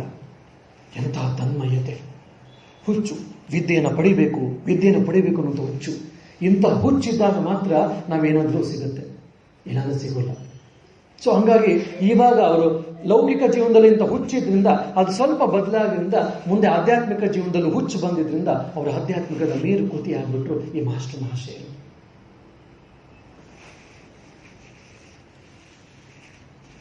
ಆಮೇಲಿಂದ ಇವರು ಚೈತನ್ಯ ಇಷ್ಟೆಲ್ಲ ಆದರೂ ಕೂಡ ಪಾಶ್ಚಾತ್ಯ ತತ್ವಶಾಸ್ತ್ರ ಇಷ್ಟೆಲ್ಲೂ ಓದ್ತಿದ್ರು. ಚೈತನ್ಯ ಚರಿತಾಮೃತ, ಹಾಗಾಗಿ ಭಕ್ತಿ ಗ್ರಂಥಗಳನ್ನು ತುಂಬ ಓದ್ತಾ ಇದ್ರು ಮಾಸ್ಟರ್ ಮಹಾಶಯ. ಇವರು ಇದೊಂದು ಅದ್ಭುತವಾದಂಥದ್ದು. ಬೇರೆ ಬೇರೆ ಮನೋಶಾಸ್ತ್ರಜ್ಞರ ಇಲ್ಲ ತತ್ವಶಾಸ್ತ್ರಗಳ ಗ್ರಂಥಗಳನ್ನು ಓದಿದ್ರು ಕೂಡ ಅದರ ಜೊತೆಗೆ ನಮ್ಮ ಭಾರತ ಇತಿಹಾಸ, ಭಾರತ ತತ್ವಶಾಸ್ತ್ರ, ಭಾರತ ಧಾರ್ಮಿಕ ಶಾಸ್ತ್ರ ಗ್ರಂಥಗಳನ್ನು ಕೂಡ ಓದ್ತಾ ಇದ್ರು. ಚೈತನ್ಯರ ಭಕ್ತಿ ಗ್ರಂಥ ಇವ್ರಿಗೆ ಅದ್ಭುತವಾದಂಥದ್ದು. ಅವರ ಮನಸ್ಸಿನ ಮೇಲೆ ತುಂಬ ಚೈತನ್ಯ ಚರಿತಾಮೃತ ಅಂತ ಬಂಗಾಳದಲ್ಲಿ ಪುಸ್ತಕ ಸಿಗುತ್ತೆ, ನಮ್ಮ ಬಂಗಾಳಿ ಭಾಷೆ, ಅದ್ಭುತವಾದ ಪುಸ್ತಕ. ಅದು ಇವರ ಮನಸ್ಸಿನ ಮೇಲೆ ಅಗಾಧವಾದ ಪರಿಣಾಮ ಬಿದ್ದಿತ್ತು ಅಂತ ಹೇಳಿ ನಾವು ಅವ್ರ ಜೀವನದಲ್ಲಿ ಕಾಣ್ತೀವಿ. ಆಗಿನ ಕಾಲದಲ್ಲಿ ಏನು ಸಾಮಾಜಿಕ ವ್ಯವಸ್ಥೆ ಇತ್ತು ಅದೇ ಥರನೇ ಇವ್ರಿಗೂ ಕೂಡ ಮಾಸ್ಟರ್ ಮಹಾಶಯರಿಗೆ 18 ಇಲ್ಲ 19ನೇ ವರ್ಷದಲ್ಲಿ ವಿವಾಹ ಹೋಗಿತ್ತು. ಅತೀಶ್ ಇವರು ಅದೃಷ್ಟವಂತರು. 18-19 ವಯಸ್ಸಿನಲ್ಲಿ ಮದುವೆ ಆಗಿದೆ. ಇನ್ನೂ ಎಷ್ಟೋ ಜನಕ್ಕೆ 5-6 ಮುಗಿದೋಗಿರುತ್ತೆ. 18-19ರಲ್ಲಿ ಇವರಿಗೆ ಮದುವೆ ಆಗಿತ್ತು. ನಿಕುಂಜಾದೇವಿ ಅನ್ನುವಂತಹ ಒಬ್ಬ ಹೆಣ್ಣು ಹುಡುಗಿಯನ್ನ ಮದುವೆ ಆಗಿದ್ರು. ನಿಕುಂಜಾದೇವಿ ಕೇಶವ ಚಂದ್ರಸೇನ ಬ್ರಾಹ್ಮ ಸಮಾಜದ ಪ್ರಮುಖ ನೇತಾರರಾದ ಕೇಶವ ಚಂದ್ರಸೇನನ ಸಂಬಂಧಿಕ. ಸೊ ಹಾಗಾಗಿ ಕೇಶವ ಚಂದ್ರಸೇನ ಮತ್ತು ಇವರು ಮಾಸ್ಟರ್ ಮಹಾಶಯರೆಲ್ಲರೂ ಕೂಡ ನೆಂಟರಿಷ್ಟರು, ಬೀಗರು. ನಿಕುಂಜಾದೇವಿಯನ್ನ ಇವರು ವಿವಾಹ ಆಗಿದ್ರು. ನಿಕುಂಜಾದೇವಿ ಕೂಡ ಅಷ್ಟೇ ಭಕ್ತಿಮತಿ, ಅವಳನ್ನು ಕೂಡ ಅಷ್ಟೇ ಭಕ್ತಿ, ಸದ್ಗುಣ ಸಂಪನ್ನೆ ಇತ್ಯಾದಿಗಳೆಲ್ಲ. ಮತ್ತು ಇನ್ನೊಂದು ನಾವು ಏನನ್ನ ನೋಡ್ತೀವಪ್ಪ ಅಂದ್ರೆ, ಈ ನಿಕುಂಜಾದೇವಿ ಕೂಡ ಶ್ರೀರಾಮಕೃಷ್ಣ ಶ್ರೀಮಾತೆಯವರ ಸಂಪರ್ಕಕ್ಕೆ ಬಂದು ಶ್ರೀಮಾತೆಯವರ ಅಪ್ರತಿಮ ಭಕ್ತಳಾಗ್ತಾಳೆ ಈ ನಿಕುಂಜಾದೇವಿ. ಮುಂದೆ ಅದನ್ನ BA ಆದಮೇಲೆ MA ಮಾಡ್ತಾ ಇವ್ರಿಗೆ ಲಾ ಮಾಡಬೇಕು ಅಂತ ಹೇಳಿ ಇನ್ನೊಂದು ಹುಚ್ಚು. ಒಂದು ಇಂಡಿಯನ್ ಸಿವಿಲ್ ಸರ್ವಿಸ್ ಒಂದು ಕಡೆ ಆದರೆ ಇನ್ನೊಂದು ಕಡೆ ಲಾ ಓದಬೇಕು ಅಂತ ಹೇಳಿ ಅದಕ್ಕೆ ಸಂಬಂಧಪಟ್ಟಂತೆ ಪುಸ್ತಕಗಳನ್ನೆಲ್ಲ ಓದಿ ಆಗಿನ ಕಾಲದ ಪ್ರಸಿದ್ಧ ವಕೀಲರ ಜೊತೆ ವಕೀಲ ವೃತ್ತಿಯನ್ನು ಕೂಡ ಪ್ರಾರಂಭ ಮಾಡ್ತಾರೆ ಈ ಮಾಸ್ಟರ್ ಮಹಾಶಯರು. ಆದರೆ ಮದುವೆ ಯಾವಾಗ ಆಯಿತು, ಸಂಸಾರದ ಜವಾಬ್ದಾರಿ ಯಾವಾಗ ಹೆಗಲ ಮೇಲೆ ಬಿತ್ತೋ ಆವಾಗ ಮನೆಯಲ್ಲಿ ಸಮಸ್ಯೆಗಳು ಸ್ಟಾರ್ಟ್ ಆಗ್ತದೆ. ಅಲ್ಲಿವರೆಗೂ ಅವರು ಮಾರ್ಕ್ಸ್ಗೋಸ್ಕರ ಓದಿರಲಿಲ್ಲ, ಡಿಗ್ರಿಗೋಸ್ಕರ ಓದ್ತಾ ಇರಲಿಲ್ಲ, ಜ್ಞಾನಕ್ಕೋಸ್ಕರ ಓದ್ತಾ ಇದ್ರು. ಓದಬೇಕು ತಿಳ್ಕೊಳ್ಬೇಕು ಅಂತ ಓದ್ತಾ ಇದ್ರು. ಯಾವಾಗ ಮದುವೆ ಆಯಿತು, ಮದುವೆಗೆ 1-2 ವರ್ಷದಲ್ಲೇ ಸಂಸಾರ ತಾಪತ್ರೆಗಳು ಪ್ರಾರಂಭ ಆಗಿ ಹೆಗಲ ಮೇಲೆ ಯಾವಾಗ ಜವಾಬ್ದಾರಿಗಳಿತ್ತು, ಮನೆಯಲ್ಲಿ ಕೂಡ ತಂದೆ ಪದೇ ನೀನು ದುಡ್ಡನ್ನು ಮಾಡಬೇಕು, ಹಣವನ್ನು ಸಂಪಾದಿಸಬೇಕು ಅಂತ ಆವಾಗ ಬರ್ತಾ ಕೊನೆಗೆ ಅವರು ಗತ್ಯಂತ್ರ ಇಲ್ಲದೆ, ಬೇರೆ ವಿಧಿ ಇಲ್ಲದೆ ಅವರು ಕೆಲಸವನ್ನು ಪ್ರಾರಂಭ ಮಾಡ್ತಾರೆ. ಕೆಲಸ ಪ್ರಾರಂಭ ಮಾಡಿದ ಕೆಲಸದ ಜಂಗುಳಿಲ್ಲ ಸಿಕ್ಕಾಕೊಂಡಿದ್ದ ತಕ್ಷಣ ಸ್ಲೋಲಿ ಪಾಪ ಅವರ ಇಂಡಿಯನ್ ಸಿವಿಲ್ ಸರ್ವಿಸನ್ನು ಮಾಡಬೇಕು ಅಂತ ಏನು ಕನಸಿತ್ತು ನಿಧಾನಕ್ಕೆ ಅದು ಕರೆದು ಹೋಗುತ್ತೆ. ಆಮೇಲಿಂದ ಬ್ಯಾರಿಸ್ಟರ್ ಆಗಬೇಕು ಅಂತನೂ ಮತ್ತು ಲಾಯರ್ ಆಗಬೇಕು ಅಂತ ಏನು ಓದ್ತಾ ಇದ್ರು. ಬೇರೆ ಬೇರೆ ಪಾಶ್ಚಾತ್ಯ ಗ್ರಂಥಗಳನ್ನು ಓದ್ತಾ ಇದ್ರು. ನಮ್ಮ ಪರಾಶರ ಸ್ಮೃತಿ, ಬೃಹಸ್ಪತಿಗಳು ಬರೆದಂಥ ಸ್ಮೃತಿ, ಯಾಜ್ಞವಲ್ಕ್ಯರು ಬರೆದ ಸ್ಮೃತಿ, ಇವನ್ನೆಲ್ಲವೂ ಓದ್ತಾ ಇದ್ರು. ಇವ್ರು ಹೇಳೋದು ಇದನ್ನೆಲ್ಲ ಓದಿದ್ರೆ ಒಬ್ಬ ವ್ಯಕ್ತಿ ಹೇಗೆ ಜೀವನವನ್ನು ಮಾಡಬೇಕು ಅಂತ ನಮ್ಗೆ ಅರ್ಥ ಆಗುತ್ತೆ. ಹಾಗೆ ಇದೆಲ್ಲವನ್ನೂ ಕೂಡ ನಾವು ಓದಬೇಕು ಅಂತೇಳಿ ಮಾಸ್ಟರ್ ಮಹಾಶಯ ಅವರ ಸ್ಮೃತಿ ಪಠದಲ್ಲಿ ಹೇಳ್ತಾರೆ. ಇದನ್ನೆಲ್ಲ ಓದ್ತಾ ಇದ್ದಂಥವ್ರು ಮದುವೆಯಾಗಿ ಮನೆ ಮೇಲೆ ಜವಾಬ್ದಾರಿ ಯಾವಾಗ ಬಿತ್ತೋ ಇವರಿಗೆ ಪಾಪ ಇದೆಲ್ಲ ಕಡಿಮೆ ಆಗ್ತಾ ಬಂತು. ಕೊನೆಗೆ ಬೇರೆ ದಾರಿ ಇದೆ ಅಂತ ಯಾವುದೋ ಒಂದು ಫ್ಯಾಕ್ಟ್ರಿಯಲ್ಲಿ ಕೆಲಸಕ್ಕೆ ಪ್ರಾರಂಭ ಮಾಡ್ತಾರೆ. ಸ್ವಲ್ಪ ದಿವಸದಲ್ಲಿ ಅವ್ರಿಗೆ ಅದು ಸರಿ ಬರೋಲ್ಲ.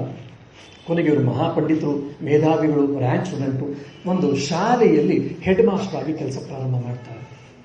ಹೆಡ್ ಮಾಸ್ಟರ್ ಆಗಿ ಕೆಲಸವನ್ನು ಪ್ರಾರಂಭ ಮಾಡ್ತಾ ಅಡ್ಮಿನಿಸ್ಟ್ರೇಷನ್ನು ಮಾಡಿಕೊಂಡು ಪಾಠವನ್ನು ಮಾಡ್ತಾರೆ. ಕೆಲವು ವಾರಗಳಲ್ಲೇ ಇವರು one of the best teacher ಆಗಿ ಹೈಸ್ಕೂಲಲ್ಲಿ ಹೊರಹೊಮ್ತಾರೆ. ಅಡ್ಮಿನಿಸ್ಟ್ರೇಷನ್ ಹೆಡ್ ಮಾಸ್ಟರ್ ಆಗಿ ಅಡ್ಮಿನಿಸ್ಟ್ರೇಷನ್ ಮಾಡ್ತಾ ಇರೋ ಜೊತೆಗೆ ಇವರು ಪಾಠವನ್ನು ಕೂಡ ಮಾಡ್ತಾ ಇದ್ರು. ಮಹಾಮೇಧಾವಿಗಳು, ಮಹಾಪಂಡಿತರು, ಎಲ್ಲ ಕವಿತೆಗಳನ್ನು ಓದಿದ್ರು, ಬಂಗಾಳದ ಚರಿತ್ರೆಗಳನ್ನು, ಬಂಗಾಳದ ಕಾವ್ಯಗಳನ್ನು ಓದಿದ್ದಾರೆ, ಪಾಶ್ಚಾತ್ಯದ ತತ್ವಶಾಸ್ತ್ರಗಳನ್ನೆಲ್ಲ ಓದಿದ್ರು. ಸೊ ಜ್ಞಾನದ ಆಗರ ಆಗಿದ್ರು ಇವರೆಲ್ಲ. ಹಾಗಾಗಿ ಪಾಠವನ್ನು ಅತ್ಯಂತ ಅದ್ಭುತವಾಗಿ, ಭೌತಿಕವಾಗಿ ಎಲ್ಲ ಹುಡುಗರಿಗೆ ಮನ ತಣಿಸುವಂತೆ ಪಾಠವನ್ನು ಮಾಡ್ತಾ ಇದ್ರು. ಅವರ ಶೈಲಿ ಕೂಡ ಅಷ್ಟೇ ಚೆನ್ನಾಗಿತ್ತು. ಹಾಗೆ ಕೆಲವು ದಿವಸದಲ್ಲಿ ಅಲ್ಲಿರುವಂಥ ಎಲ್ಲ ವಿದ್ಯಾರ್ಥಿಗಳಿಗೆ ಅಚ್ಚುಮೆಚ್ಚಿನ ಪ್ರಾಧ್ಯಾಪಕರು ಇವರಾಗ್ಬಿಟ್ರು, ಗುರುಗಳಾಗ್ಬಿಟ್ರು. ಯಾವಾಗಿದಾಯಿತು, ಕಲ್ಕತ್ತೆಯಲ್ಲಿ ಇವರ ಕೀರ್ತಿ ಕಾಡ್ಗಿಚ್ಚಂತೆ ಹರಡಲಿ ಪ್ರಾರಂಭ ಆಯಿತು.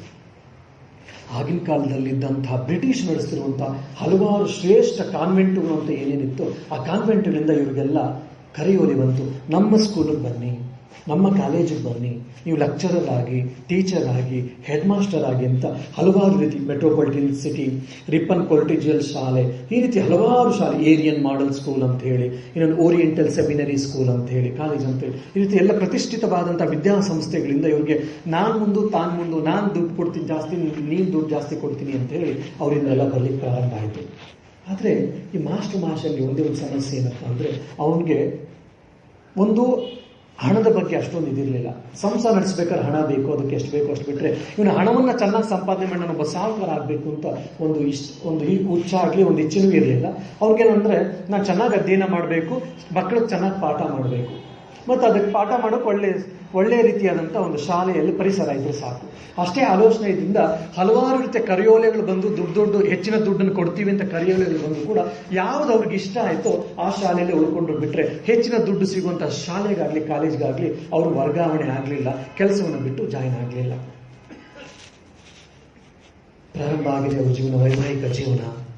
1-2 ವರ್ಷದಲ್ಲೇ ಸಮಸ್ಯೆಗಳು ಪ್ರಾರಂಭ ಆಯಿತು. ಹೆಂಡತಿ ಬಂದಿದ್ದಾಳೆ, ಹೆಂಡತಿಂದೇನು ಸಮಸ್ಯೆ ಇಲ್ಲ ಅಂದ್ರು ಮನೇಲಿ ಅಪ್ಪ ಪ್ರತಿನಿತ್ಯ ಹಣವನ್ನು ಜಾಸ್ತಿ ತರಬೇಕು ಅಂತ ಪ್ರೆಜರ್ ಆಗ್ತಾ ಇದ್ದಾನೆ. ಆಮೇಲೆ ಅವರೆಲ್ಲ ಅಣ್ಣ ತಮ್ಮಂದರಲ್ಲಿ, ಚಿಕ್ಕಪ್ಪ ದೊಡ್ಡಪ್ಪನಲ್ಲಿ ಅವರಲ್ಲೆಲ್ಲ ವಿರಸ ಉಂಟಾಯಿತು. ಅವಿಭಕ್ತ ಕುಟುಂಬ, ಅಲ್ಲಿಯವರೆಗೂ ಅವಿಭಕ್ತ ಕುಟುಂಬ ಆಗಿದ್ರು ಕೂಡ ಈಗ ಅವರ ಮನೆಯಲ್ಲಿ ಸಂಸಾರದಲ್ಲಿ ವಿರಸ ಉಂಟಾಯಿತು. ಶಾಲೆಯಿಂದ ಬಂದರೆ ಸಾಕು ಮನೆಯಲ್ಲಿ ಎಲ್ಲರೂ ಜಗಳ. ಮಾಸ್ಟರ್ಲಿ ಏನೆಂದರೆ ಒಂದು ಸಮಸ್ಯೆ ಇದ್ದಿದ್ದೇನಪ್ಪ ಅಂದರೆ, ಅವ್ರು ಯಾವತ್ತೂ ಕೂಡ ಜೋರು ದನಿಯಲ್ಲಿ ಮಾತಾಡೋರಲ್ಲ, ಸುಮ್ಮನೆ ಇರ್ತಿದ್ರು. ಮತ್ತು ಹಿರಿಯರಂತಾದ್ರು ಅಂದರೆ ಹಿರಿಯರದ್ರಿಗೆ ಯಾವತ್ತೂ ಜೋರಾಗಿ ಮಾತಾಡದೇ ಇರಲ್ಲ, ಒಳ್ಳೇದಾಗಲಿ ಕೆಟ್ಟದಾಗಲಿ ಸರಿಯಾಗಲಿ ತಪ್ಪಾಗಲಿ ಸುಮ್ಮನೆ ಇರ್ತಾ ಇದ್ರು. ಹಾಗಾಗಿ ಅವ್ರ ತಂದೆ ಎದುರಿಗೆ, ಚಿಕ್ಕಪ್ಪನ ಎದುರಿಗೆ, ದೊಡ್ಡಪ್ಪನ ಎದುರಿಗೆ, ಚಿಕ್ಕಮ್ಮನ ಎದುರಿಗೆ, ದೊಡ್ಡಮ್ಮನ ಎದುರಿಗೆ, ಅಣ್ಣನ ಎದುರಿಗೆ, ಅತ್ತಿಗೆ ಎದುರಿಗೆ, ಅವ್ರು ಯಾರೆದುರಿಗೆ ಅವ್ರದೇ ತಪ್ಪಿದ್ರು ಕೂಡ ಮಾಸ್ಟರ್ ಸುಮ್ಮನೆ ಇರ್ತಾ ಇದ್ದ. ಈ ಪಾಪ ಈ ವೀಕ್ನೆಸ್ ಇಂದ ಎಲ್ಲರೂ ಕೂಡ ಇವನನ್ನು ಕಿತ್ತು ತಿಂತಾ ಇದ್ರು. ಅಲ್ಲಿವರೆಗೂ ಬೌದ್ಧಿಕವಾಗಿ ಬೆಳೆದಂತಹ, ಆನಂದದಾಯಕವಾಗಿದ್ದಂಥ ಮಾಸ್ಟರ್ ಜೀವನದಲ್ಲಿ ಹಲವಾರು ರೀತಿಯ ಪ್ರಸಂಗಗಳು ಪ್ರತಿನಿತ್ಯ. ಶಾಲೆಯಿಂದ ಮನೆಗೆ ಬಂದೆ ಅಂದರೆ ಸಾಕು, ಮನೇಲಿ ಪ್ರತಿನಿತ್ಯ ಜಗಳ. ಆಮೇಲೆ ಅವಿಭಕ್ತ ಕುಟುಂಬ ಬ್ರೇಕ್ ಆಯಿತು, ಬೇರೆ ಮನೆಗಳಾಯಿತು. ಅದೇ ಸಮಯದಲ್ಲಿ ಮಾಸ್ಟರ್ ಮೇಲೆ ಅದ್ಭುತವಾದ ಪರಿಣಾಮ ಮಾಡಿದಂತಹ ಮಾಸ್ಟರ್ ತಾಯಿ ಅಕಾಲ ಮೃತ್ಯು ಅಂತಾರೆ. ಯಾವಾಗ ಮನೆಯ ಯಜಮಾನಿ, ಮನೆಯ ಸದ್ಗುರುವಿನಿ ಅಂತ ಏನಿದ್ರು ಅವರ ತಾಯಿ ತೀರಿ ಹೋದ್ರು, ಮಾಸ್ಟರ್ ಆಗಲೇ ಸಂಸಾರದಲ್ಲಿ ವಿರಸ ಉಂಟಾಗಿತ್ತು, ಮನಸ್ಸಿನ ಮೇಲೆ ಅಗಾಧವಾದ ಪರಿಣಾಮ ಉಂಟಾಗಿತ್ತು. ಈ ಸಮಸ್ಯೆಗಳಿಂದ ತುಂಬ ಮೃದು ಸ್ವಭಾವದವರ ಆಧ್ಯಾತ್ಮಿಕ ಪ್ರವೃತ್ತಿಗಳು ಈ ಮಾಸ್ಟರ್.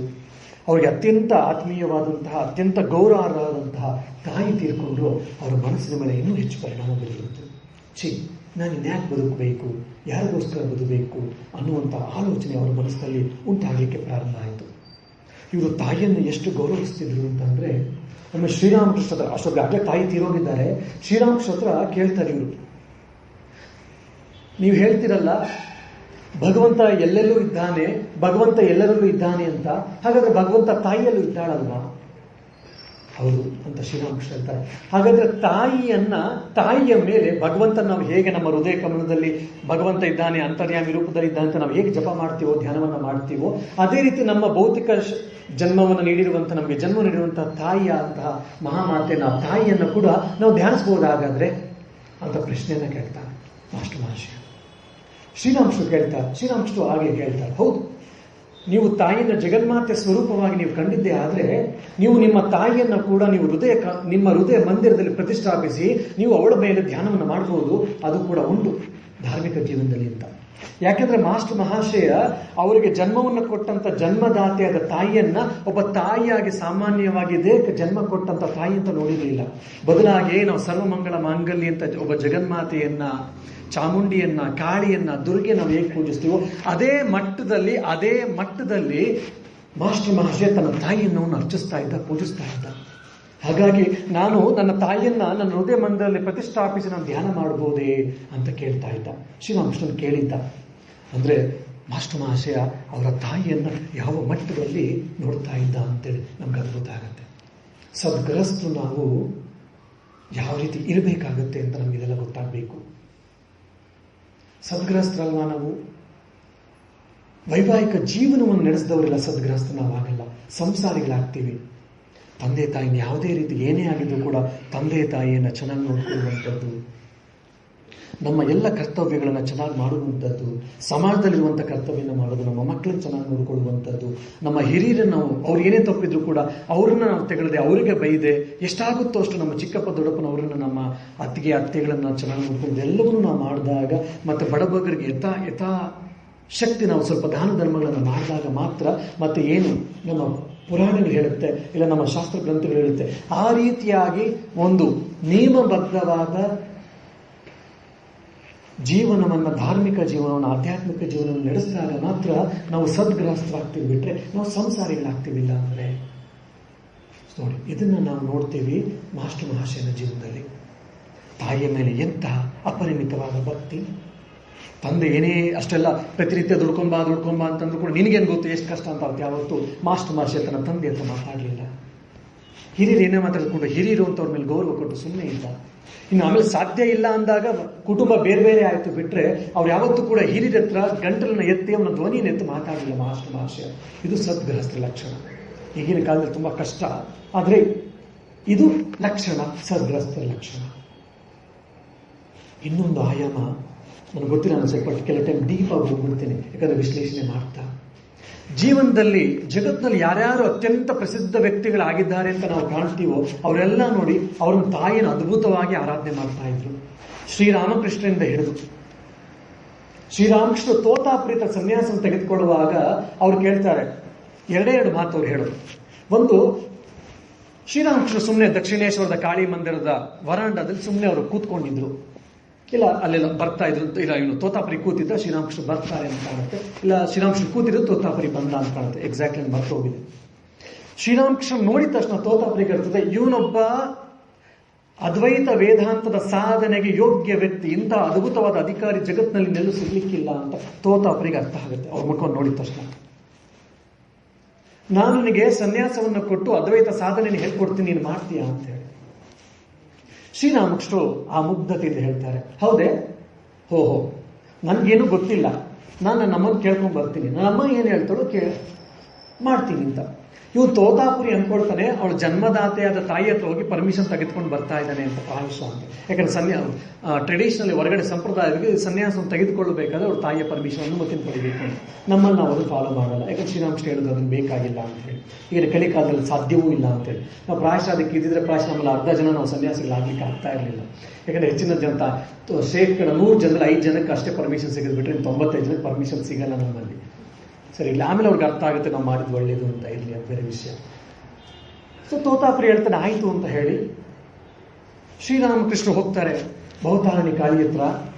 ಅಮ್ಮ, ಯಾರೊಬ್ಬ ತೋತಾಪುರಿ ಅಂತ ಒಬ್ಬ ಬಂದಿದ್ದಾನೆ ಮಹಾಶಯ, ಅವನು ನನಗೆ ಅದ್ವೈತ ಸಾಧನೆಯನ್ನು ಕೊಡ್ತಾನಂತೆ, ಏನೋ ಹೇಳ್ಕೊಡ್ತಾನಂತೆ, ಸನ್ಯಾಸವನ್ನು ಕೊಡ್ತಾನಂತೆ, ನಾನು ಏನು ಮಾಡಲಿ? ಅವ್ನು ನಿನಗೋಸ್ಕರ ಬಂದಿದ್ದೆ, ನಾನೇ ಅವ್ನು ಕರ್ಕೊಂಡ್ಬಂದು ನಿನಗೋಸ್ಕರ ಹೋಗು, ಅವನೇನು ಹೇಳ್ತಾನೋ ಮಾಡು ನೋಡಿ. ಅಮ್ಮ ಹೇಳಿದಾಳೆ, ನಾನು ತಗೋಬೋದಂತೆ, ನಾನು ಮಾಡ್ಬೋದಂತೆ, ನೀ ಏನು ಹೇಳ್ತೀವಿ ಅದು ಮಾಡ್ತೀವಿ ಅಂತ. ಭಾಲಿಸೋದು, ಹೌದೇ ಅಂತ. ಅವನಿಗೇನು ಅದೆಲ್ಲ ಅರ್ಥ ಆಗ್ತಿಲ್ಲ ತೋತಾಪುರಿಗೆ, ಆಯ್ತು ಅಂತ. ಆ ಸಂದರ್ಭದಲ್ಲಿ ಮಹಾಶಯರೇ, ನಂದೊಂದು ವಿನಂತಿ ಇದೆ. ಏನು? ಇಲ್ಲಿ ವೃದ್ಧಾಪ್ಯದಲ್ಲಿರುವಂತಹ ನನ್ನ ಜನ್ಮದಾತೆಯಾದ ಚಂದ್ರಮಣಿ ದೇವಿ ಇದ್ದಾಳೆ, ನೀವು ಸನ್ಯಾಸವನ್ನು ಕೊಡ್ತೀನಿ ಅಂತ ಹೇಳ್ತಾ ಇದ್ದೀರಾ. ಸನ್ಯಾಸವನ್ನು ಕೊಟ್ಟರೆ ಪ್ರಾಯಶಃ ಕಾಷಾಯ ವಸ್ತ್ರವನ್ನು ಧರಿಸಬೇಕಾಗತ್ತೆ, ಈ ಗೆರವಾ ಬಟ್ಟೆಯನ್ನ. ನಾನು ಗೆರವಾ ಬಟ್ಟೆಯನ್ನು ಹಾಕ್ಕೊಂಡಿದ್ದೇನಾದ್ರೂ ನೋಡಿದ್ರೆ ನನ್ನ ತಾಯಿ ತಡ್ಕೊಳ್ಳಿಕ್ಕೆ ಆಗಲ್ಲ. ಚಿಕ್ಕವನಿದ್ದ ಹಾಗೆ ನನಗೆ ಒಂದ್ಸರಿ ಕೋಪಿನ ಉಟ್ಕೊಂಡು ಬಂದಿದ್ದಕ್ಕೆ ನನ್ನ ತಾಯಿ ಹೇಳಿದ್ರು, ಇನ್ನು ಮೇಲ್ದ ಸಾಧುಗಳ ಜೊತೆಗೆ ಹೋಗ್ಬೇಡ, ನೀನು ಸಾಧುಗಳ ಸೇವೆ ಮಾಡಬೇಡ, ನೀನು ಮನೇಲೇ ಇರು ಅಂತ ಹೇಳ್ಬಿಟ್ಟಿದ್ರು. ನಾನು ಚಿಕ್ಕವನಿದ್ದಾಗ ಯಾವಾಗ ನನ್ನ ತಾಯಿನೂ ಗಟ್ಟುಮುಟ್ಟಾಗಿದ್ಲು. ಈಗ ನನ್ನ ತಾಯಿ ವೃದ್ಧಾಪ್ಯದಲ್ಲಿದ್ದಾಳೆ. ಈ ಸಮಯದಲ್ಲಿ ನಾನು ಕಾಷಾಯ ವಸ್ತ್ರವನ್ನು ಏನಾದ್ರು ಧರಿಸಿದ್ರೆ ಅದನ್ನು ನೋಡಿ ತಡ್ಕೊಳ್ಳುವಂಥ ಶಕ್ತಿ ನನ್ನ ತಾಯಿಗಿದೆ ಅಂತ ನನಗೆ ಭಾವನೆ ಇಲ್ಲ, ನನಗೆ ನಂಬಿಕೆ ಇಲ್ಲ. ಹಾಗಾಗಿ ನಾನು ಸನ್ಯಾಸವನ್ನು ತೆಗೆದುಕೊಂಡ ಮೇಲೂ ಕೂಡ ನಾನು ಬಿಳಿ ಬಟ್ಟೆಯನ್ನೇ ಹಾಕ್ಕೊಂಡಿರ್ತೀನಿ. ನೀವು ಅದಕ್ಕೆ ಅನುಮತಿಯನ್ನು ಕೊಟ್ಟರೆ ನಾನು ಸನ್ಯಾಸವನ್ನು ತೆಗೆದುಕೊಳ್ತೀನಿ. ಅದೇನ ಸಾಧನೆ ಹೋಗಿ, ಅದಕ್ಕೆ ಸಮಸ್ಯೆ ಇಲ್ಲ. ಆದರೆ ಸನ್ಯಾಸಕ್ಕೆ ತೋತಾಪುರಿ ಹೇಳ್ತಾರೆ, ಆ ಕಾಷಾಯ ವಸ್ತ್ರವನ್ನು ಧರಿಸೋದು ಇತ್ಯಾದಿಗಳೆಲ್ಲ ಅದೆಲ್ಲ ಬೇಕು, ಸನ್ಯಾಸಿಗಿಲ್ಲ ಅಂತಿಲ್ಲ. ಆದರೆ ಅದೆಲ್ಲ ಸಾಮಾನ್ಯರಿಗೆ ಇಲ್ಲ, ಒಂದು ಅಧಿಕಾರಿಗಳಿಗೆ. ನೀನಂತೂ ಉತ್ತಮ ಅಧಿಕಾರಿ, ನೀನು ಯಾವ ಬಟ್ಟೆ ಹಾಕೊಂಡ್ರು ಅದಕ್ಕೆ ನಿನಗೆ ಸಮಸ್ಯೆ ಇಲ್ಲ, ನೀನು ಯಾವ ಬೇಕಾದ್ರೂ ಮಾಡ್ಬೋದು. ಆ ರೀತಿ ಹೊರಗಡೆ ಇರುವಂಥ ಬಾಹ್ಯ ನಿಯಮಗಳು ಏನೊಬ್ಬ ಸನ್ಯಾಸಿ ಮಾಡಬೇಕು, ಆ ಯಾವ ನಿಯಮಗಳು ನೀನು ಪಾಲಿಸದೇ ಇದ್ರೂ ನಡೀತದೆ, ನೀನು ಒಬ್ಬ ಉತ್ತಮ ಅಧಿಕಾರಿ, ಪರವಾಗಿಲ್ಲ ಅಂತ ಹೇಳ್ತಾರೆ. ಆ ಸಂದಲ್ಲೂ ಕೂಡ ಅವತಾರ ವರಿಷ್ಠರಾಗಿರುವಂತಹ ಶ್ರೀರಾಮಕೃಷ್ಣ ಹೇಳ್ತಾರೆ, ನನ್ನ ತಾಯಿ ಮನಸ್ಸನ್ನು ನೋವು ಮಾಡಬಾರ್ದು ಈ ವಯಸ್ಸಿನಲ್ಲಿ, ಹಾಗಾಗಿ ನಾನು ಕಾಷಾಯ ವಸ್ತ್ರ ಧರಿಸಲ್ಲ, ನೀನು ಅದಕ್ಕೆ ಒಪ್ಕೊಂಡ್ರೆ ನಾನು ಸನ್ಯಾಸ ತೆಗೆದುಕೊಳ್ತೀನಿ ಅಂತ.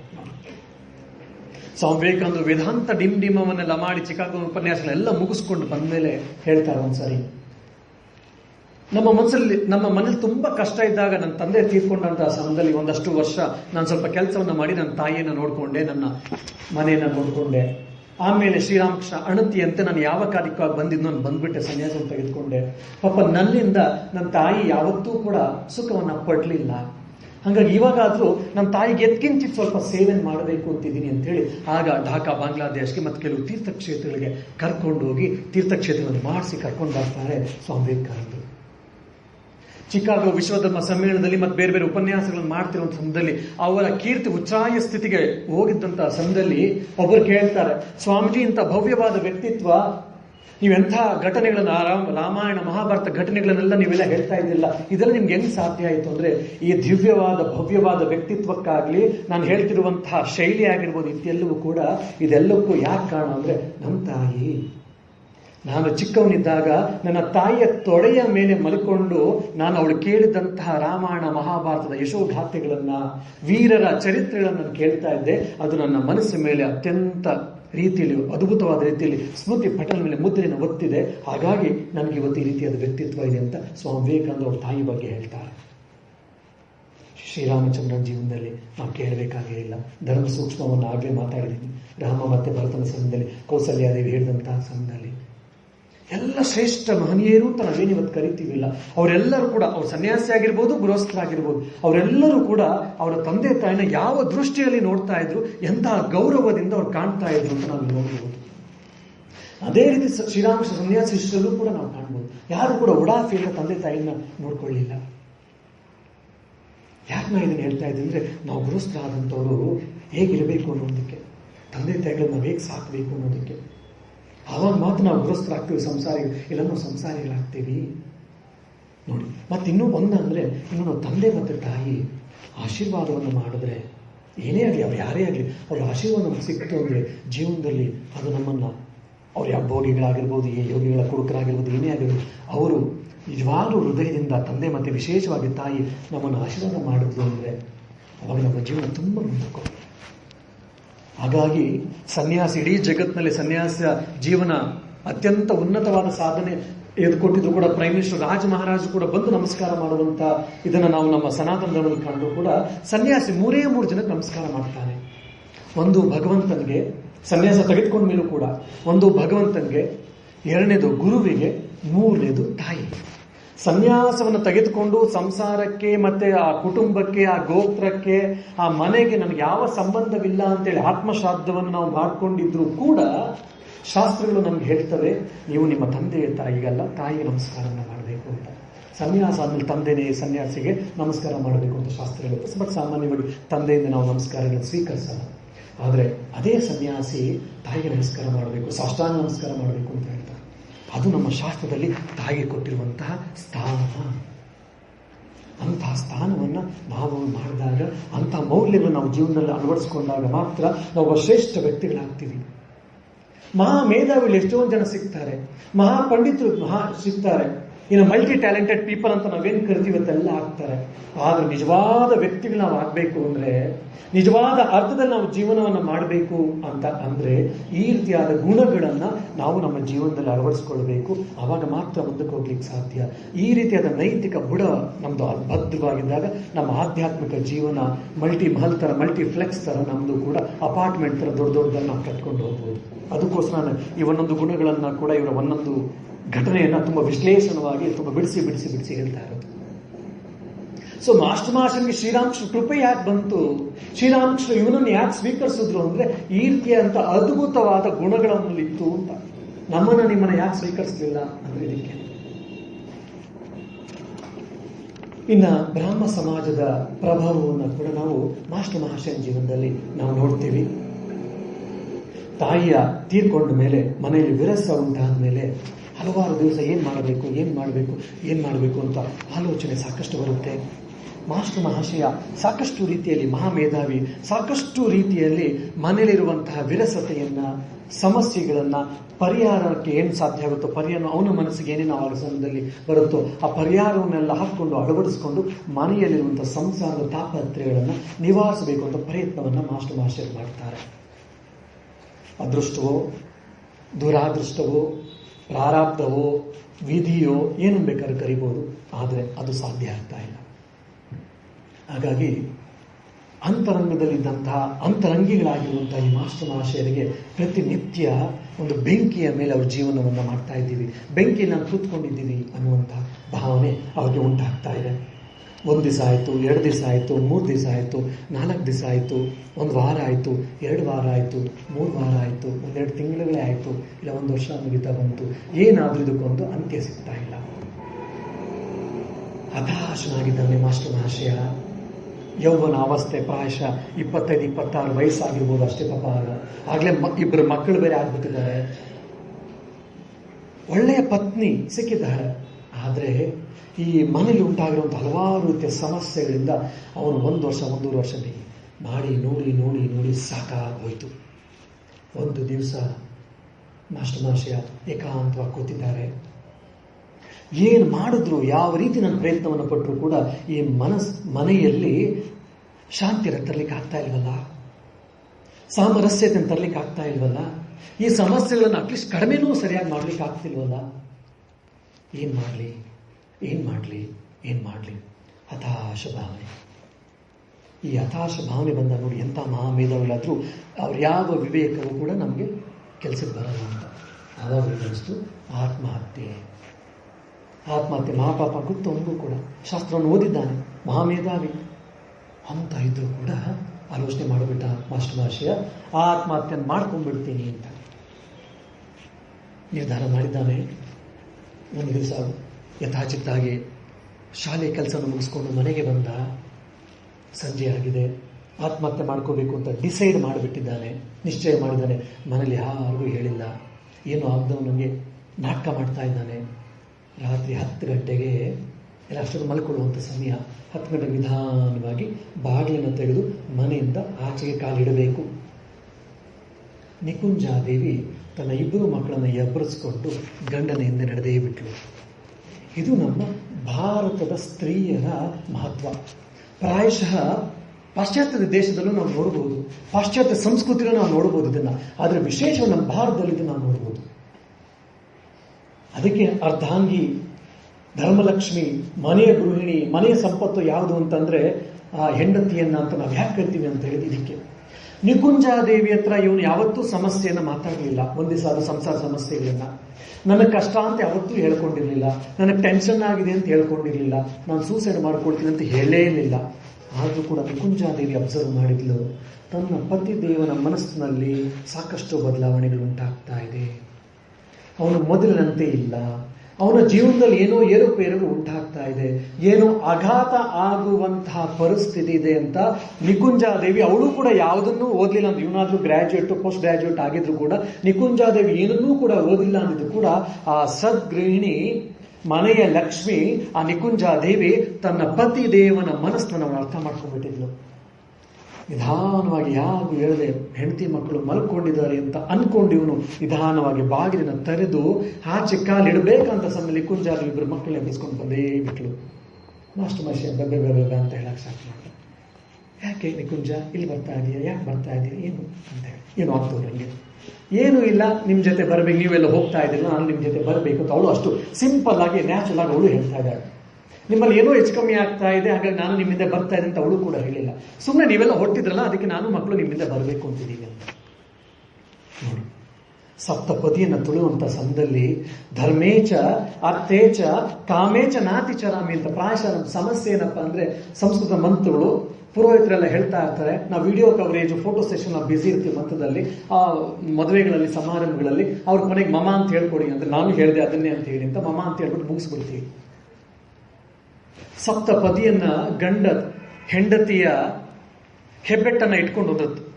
ನಾವೇನು ಹೆಣ್ಮಕ್ಕಳನ್ನ ನಾವು ನಿಕೃಷ್ಟ ಹೆಂಡತಿಯನ್ನು ಇತ್ಯಾದಿಗಳು ಹೇಳ್ತೀವಿ, ಅದೇ ಗಂಡ ಎಲ್ಲರ ಸಮಕ್ಷಮದಲ್ಲಿ ಹೆಂಡತಿಯ ಕಾಲನ್ನ ಮುಟ್ಟಿ ಅವಳ ಹೆಬ್ಬೆಟ್ಟನ್ನು ಇಟ್ಕೊಂಡು ಸಪ್ತಪದಿನ ತುಳಿಬೇಕಾದ ಸಮಯದಲ್ಲಿ ಮಂತ್ರವನ್ನು ನಾವು ಹೇಳ್ತೀವಿ.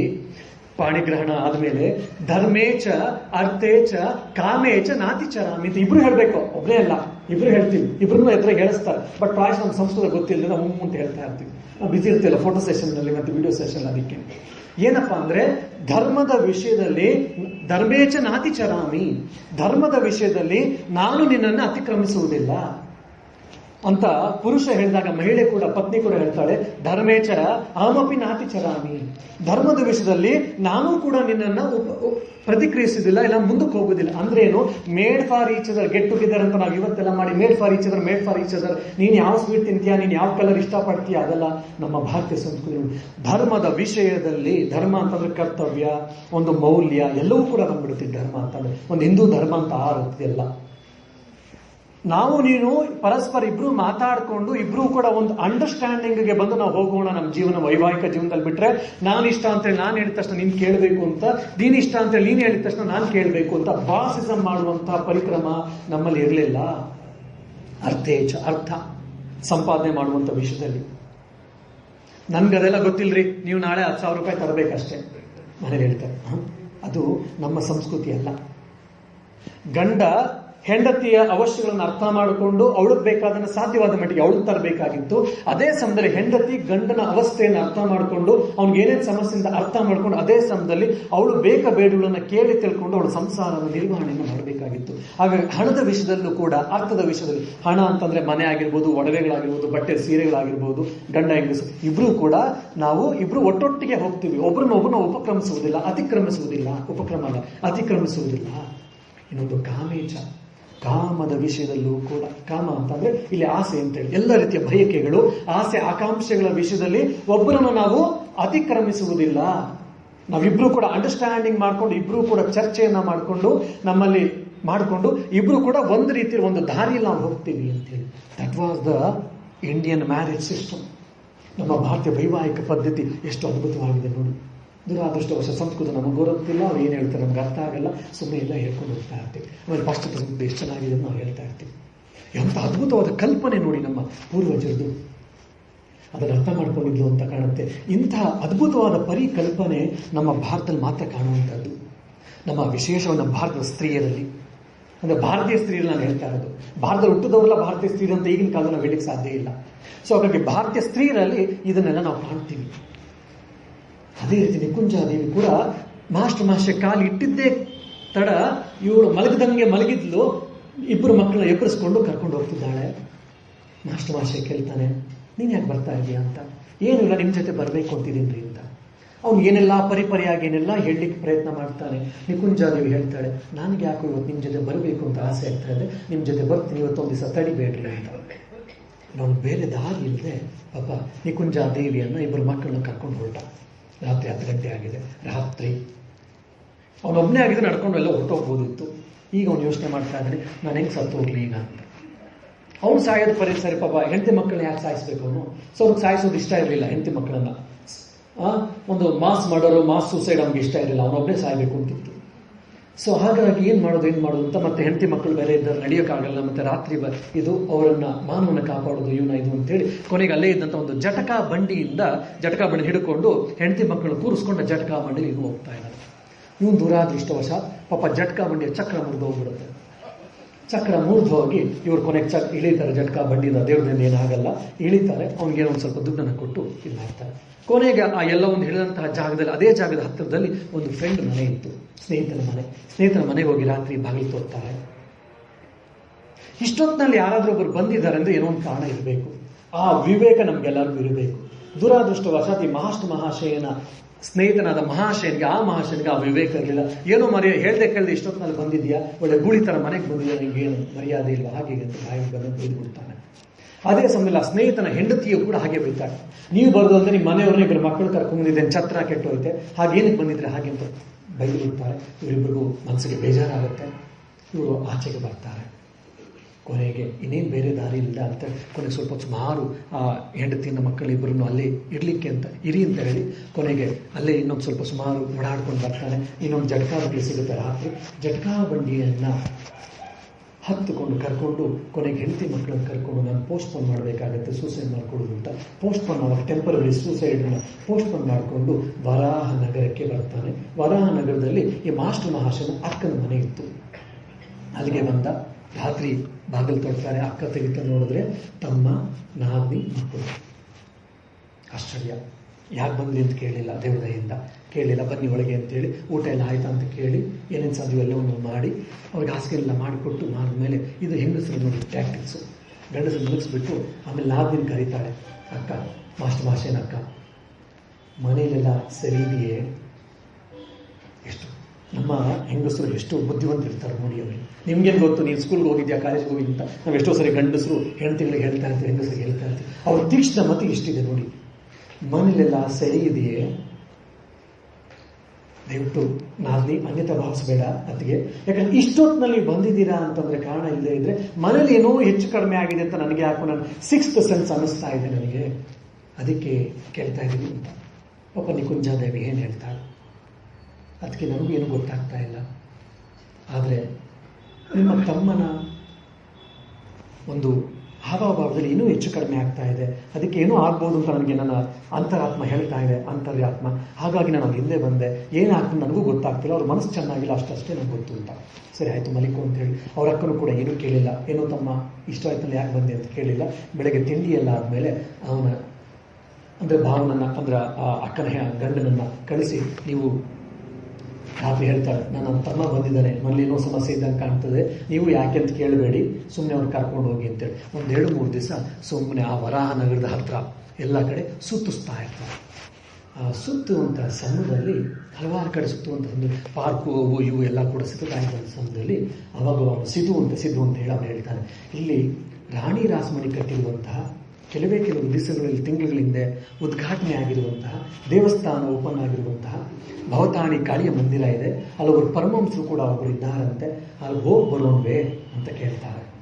ಮಾಸ್ಟರ್ ಮಾಷಿ ಅವನು ಏನೂ ಗೊತ್ತಿಲ್ಲ ಇವ್ರ ಬಗ್ಗೆ ಏನು, ಎಲ್ಲೆಲ್ಲೋ ಪಾರ್ಕಿಗೆ ಹೋಗಿದ್ರು, ಎಲ್ಲೆಲ್ಲೋ ಸುಮ್ಮನೆ 2 ದಿವಸದಿಂದ ಸುಮ್ಮನೆ ಏನು ಇಚ್ಛೆ ಎಲ್ಲ ಸುಮ್ಮನೆ ಇಷ್ಟಪಟ್ಟು ಬಾಬಾ ಜೊತೆಗಿದ್ದಾನೆ, ಸೂಸೈಡ್ ಮಾಡ್ಕೊಳ್ಳೋಕ್ಕೂ ಆಗ್ತಾ ಇಲ್ಲ, ಹಂಗಾಗಿ ಬಾಬನ ಜೊತೆ ಸುಮ್ಮನೆ ಕಲ್ಕತ್ತಾ ರೌಂಡ್ ಹೊಡಿತಾ ಇದ್ರು, ಸುತ್ತಾ ಇದ್ರು. ಸರಿ ಎಲ್ಲ ಕಡೆ ರೌಂಡ್ ಹೊಡೆದಿದ್ರು, ಇಲ್ಲೂ ಒಂದು ರೌಂಡ್ ಹೊಡೆದು ಬಿಡೋಣ ಅಂತೇಳಿ ಮಾಸ್ಟರ್ ಮಹಾಶಯ ಆಯಿತು ಬನ್ನಿ ಹೋಗೋಣ ಅಂತೇಳಿ ಮಾಸ್ಟರ್ ಮಹಾಶಯ ಮತ್ತು ಅವರ ಭಾವ ಇಬ್ಬರೂ ಕೂಡ ದಕ್ಷಿಣೇಶ್ವರಕ್ಕೆ ಬರ್ತಾರೆ. ದಕ್ಷಿಣೇಶ್ವರಕ್ಕೆ ಬಂದು ಶ್ರೀರಾಮಕೃಷ್ಣ ಸಂಪರ್ಕಕ್ಕೆ ಬರ್ತಾರೆ. ಆಮೇಲಿಂದ ಈ ಆತ್ಮಹತ್ಯೆಯನ್ನು ಮಾಡಿಕೊಳ್ಬೇಕಾದಂತಹ ಮಾಸ್ಟರ್ ಮಹಾಶಯರು ಮುಂದೆ ಆತ್ಮದರ್ಶನವನ್ನು ಮಾಡಿಕೊಳ್ತಾರೆ. ಸೊ ಈಗ ಆತ್ಮಹತ್ಯೆ ಮಾಡ್ಕೊಳ್ಬೇಕು ಅಂತ ಡಿಸೈಡ್ ಮಾಡಿ ಕೂತಾ ಇದ್ದಾರೆ. ವಿಧಿಯಿಂದ ಅವ್ರು ಮಾಡಿದ ಪೂರ್ವಜನ್ಮದ ಪುಣ್ಯದಿಂದನೂ ವಿಧಿಯಿಂದನೂ ಆತ್ಮಹತ್ಯೆ ಮಾಡ್ಕೊಳ್ಳಿಕ್ಕೆ ಸಾಧ್ಯ ಆಗ್ತಾ ಇಲ್ಲ. ಇಲ್ಲಿಗೆ ನಿಲ್ಲಿಸ್ಕೊಂಡು ಶ್ರೀರಾಮಕೃಷ್ಣರ ಕೃಪೆಯಿಂದ ಮುಂದೆ ಶ್ರೀರಾಮಕೃಷ್ಣ ಸಂಪರ್ಕಕ್ಕೆ ಹೇಗೆ ಬಂದರು, ಬಂದ ಮೇಲೆ ಏನೆಲ್ಲ ಇದಾಯಿತು ಅಂತ ಹೇಳಿ ನಾವು ಅದನ್ನು ನೋಡೋಣ. ಮುಂದೆ ನನಗೆ 7:15 ಇನ್ನೊಂದು ಕಡೆ ನನಗೆ ಕಾರ್ಯಕ್ರಮ ಇದೆ, ಬೌದ್ಧ ಸಭಾಂಗಣಕ್ಕೆ ಹೋಗಬೇಕಾಗಿದೆ. ಮತ್ತು ಪ್ರಾಯಶಃ ಎಲ್ಲರಿಗೂ ಗೊತ್ತಿಲ್ಲ, ಕೆಲವು ಜನಕ್ಕೆ ಗೊತ್ತಿದೆ, ಮೊನ್ನೆಯಷ್ಟೇ ಕೈಲಾಸ್ ಪರ್ವತ ಮತ್ತು ಮಾನಸರೋವರ ತೀರ್ಥಯಾತ್ರೆಗೆ ಹೋಗಿದ್ದೆ. ಭಗವಂತನ ಕೃಪೆಯಿಂದ ಹಲವಾರು ಭಕ್ತರ ಪ್ರಾರ್ಥನೆಯಿಂದ ಯಾವುದೇ ರೀತಿಯ ವಿಘ್ನ ಆಗದೆ ಹೋಗ್ಬಿಟ್ಟು ಬಂದೆ. ಆ ತೀರ್ಥವನ್ನು ತಂದಿದ್ದೇನೆ. ಇಲ್ಲಿ ಸ್ವಯಂ ಸೇವಕರು ಆಚೆ ಕೊಡ್ತಾರೆ, ಎಲ್ಲರೂ ಕೂಡ ಯಾರಿಗೆ ಇಚ್ಛೆ ಇದೆ, ಕಂಪಲ್ಸರಿ ಯಾರೂ ಇಲ್ಲ, ಇಚ್ಛೆ ಇದ್ದವರೆಲ್ಲ ತೀರ್ಥವನ್ನು ತೆಗೆದುಕೊಳ್ಳಬಹುದು ಅಂತ ಹೇಳ್ತಾ ಶ್ರೀರಾಮಕೃಷ್ಣರ ಕೃಪೆಯಿಂದ ಮುಂದೆ ಮಾಸ್ಟರ್ ಮಹಾಶಯ ಜೀವನವನ್ನು ಯಾವಾಗಾದರೂ ಚಿಂತನೆಯನ್ನು ಮಾಡುವಂತಹ ಪ್ರಯತ್ನವನ್ನು ಮಾಡೋಣ ಅಂತ ಹೇಳ್ತಾ ಈ ಕೆಲವೊಂದು ಮಾತಿನ ಪುಷ್ಪಗಳನ್ನು ಶ್ರೀರಾಮಕೃಷ್ಣರ ಅಡಿದಾವರೆಯಲ್ಲಿ ಅರ್ಪಿಸ್ತಾ ಆ ವಿವೇಕವನ್ನು, ಆಧ್ಯಾತ್ಮಿಕ ಶಕ್ತಿಯನ್ನು ನಮ್ಮೆಲ್ಲರಿಗೂ ಕೊಡಲಿ, ಅವನ ಅಹೇತುಕ ಕೃಪೆ ನಮ್ಮೆಲ್ಲರ ಮೇಲೂ ಆಗಲಿ ಅಂತ ಪ್ರಾರ್ಥಿಸ್ತಾ ನಿಮಗೆಲ್ಲ ಒಳ್ಳೆಯದಾಗಲಿ ಅಂತ ಕೂಡ ಹರಿಸ್ತಾ ಭಾವಿಸ್ತಾ ಈ ಮಾತಿಗೆ ವಿರಮಿಸ್ತೇನೆ. ಜೈ ರಾಮಕೃಷ್ಣ. ರಾಮಕೃಷ್ಣ ಶರಣ.